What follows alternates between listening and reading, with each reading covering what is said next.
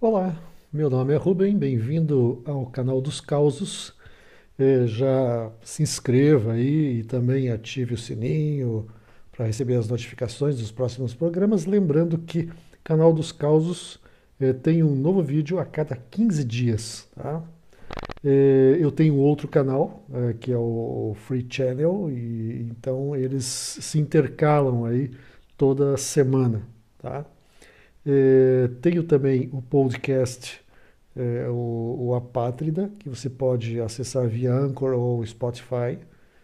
Esse é toda semana, toda quarta-feira, pela manhã, já está disponível. Muito bem. Lembro também outro fato que pode acontecer de eu ter um background aí de fundo de maritacas, de siriema, de cachorros, gatos. Eu tenho uma vizinhança extremamente barulhenta, né? Então, automóvel, gente falando alto, é meio complicado. Isso que eu moro num condomínio, e deveria ser um pouquinho mais silencioso, mas não é bem assim. Mas tudo bem, isso aí não vai atrapalhar o nosso contato aqui, nem o nosso conteúdo. Bom, a história de hoje, o caos de hoje, tem a ver com uma imagem, uma fotografia, que eu vou mostrar depois.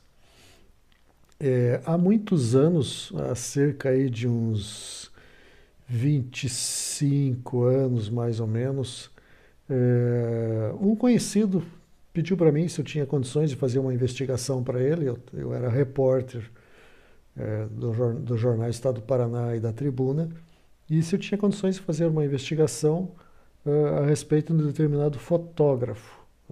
Se eu conseguia encontrar algumas imagens. Ele estava fazendo um livro que era o resultado de uma dissertação de mestrado, e ele gostaria de produzir um livro agora com as ilustrações dessas imagens antigas e mais de 100 anos, né? É, e, e eu deveria ir atrás disso, né? O nome desse fotógrafo famosíssimo foi fotógrafo da Paris Match, começou lá em Curitiba, o Arthur Vischral, tá? Ele, ele deixou um legado de negativos em vidro em decorrência da Primeira Grande Guerra. A matéria-prima para fazer os negativos praticamente se tornou rara.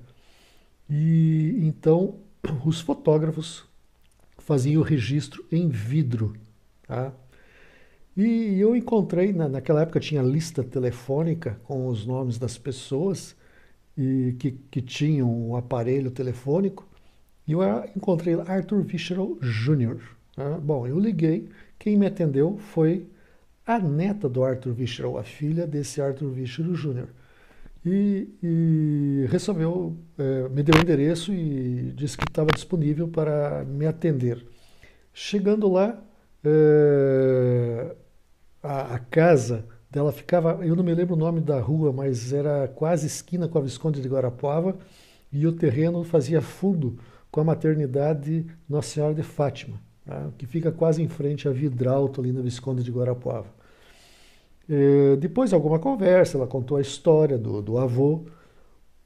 O marido dela, tá, disse assim: Você quer conhecer? Perguntou: Você quer conhecer o estúdio, o laboratório dele? Eu falei: Bom, tudo bem, onde é que é? Não, é aqui no fundo, tem uma casa aqui no fundo, e essa casa era o antigo laboratório dele. Então eu fui lá e, olha, fiquei maravilhado. Ele tinha nada mais, nada menos, tudo organizadinho, bonitinho, arquivado 5.000 peças negativas em vidro do início do século XX, de Curitiba e do interior do Paraná.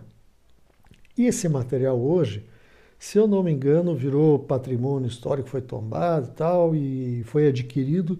Eu não me lembro, agora eu não tenho certeza se é a Secretaria da Cultura do Estado, a Fundação Cultural de Curitiba ou o Museu da Imagem do Som. Enfim, está num desses três lugares que são um deles é o responsável por esse acervo, tá, fotográfico.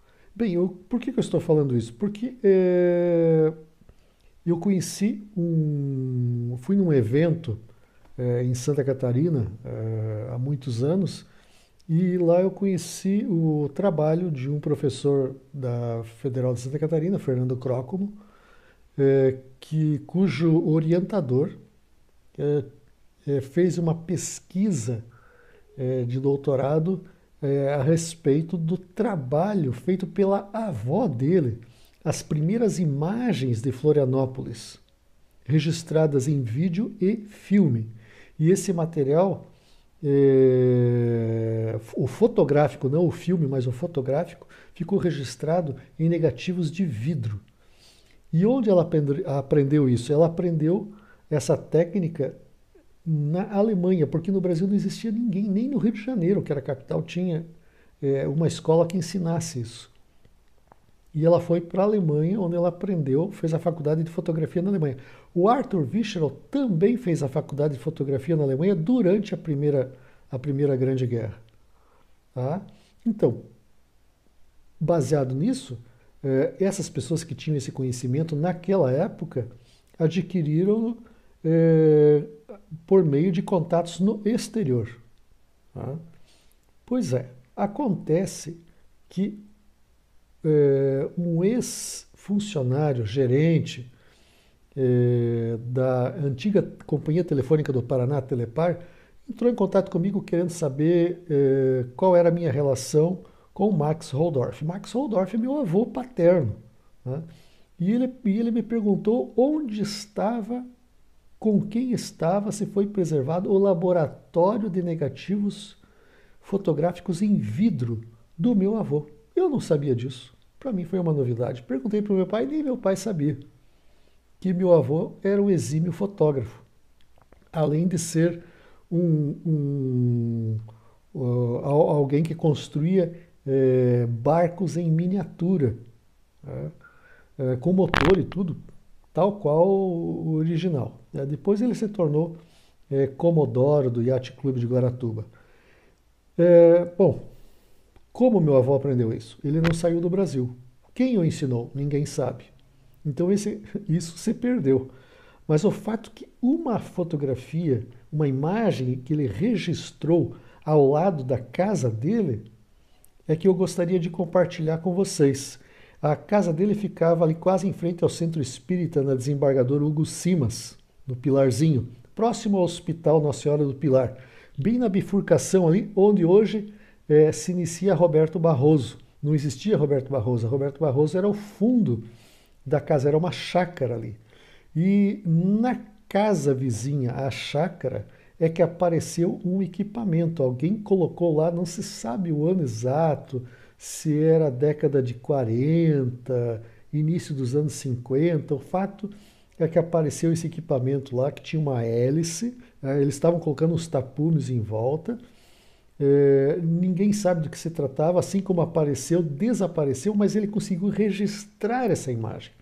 Eu compartilhei essa imagem com o João Carlos Rai, que postou em vários sites, enviou para vários amigos, historiadores e gente que coleciona imagens antigas em Curitiba e ninguém respondeu, ninguém soube dizer. Então a imagem está aqui. Parece uma hélice de uma voadeira, aqueles veículos que navegam, que planam sobre os pântanos, principalmente na Flórida, a gente viu já em vários filmes, documentários, tá? Parece uma voadeira, tanto que o título aqui é a misteriosa voadeira. Se você souber alguma coisa a respeito dessa imagem, desse equipamento que foi colocado ali, que na época o pessoal dizia que era um projeto dos Estados Unidos, tal, por isso que eu acho que foi durante a Segunda Guerra Mundial. Tá? Você entra em contato, dê o seu palpite, se você tiver certeza, melhor ainda, né? Diga do que se trata, o que foi aquilo. Né? O fato que isso aí ficou registrado e eu tenho essa imagem que está disponível aí para vocês. Bom, esse foi o caso de hoje, envolvendo o meu avô, o Max Holdorf, que registrou a imagem dessa suposta voadeira. Né? o irmão do Conrado, lembra? Assista um segundo episódio, você vai saber quem é o Conrado, ok? Um abraço para vocês, obrigado pela atenção mais uma vez.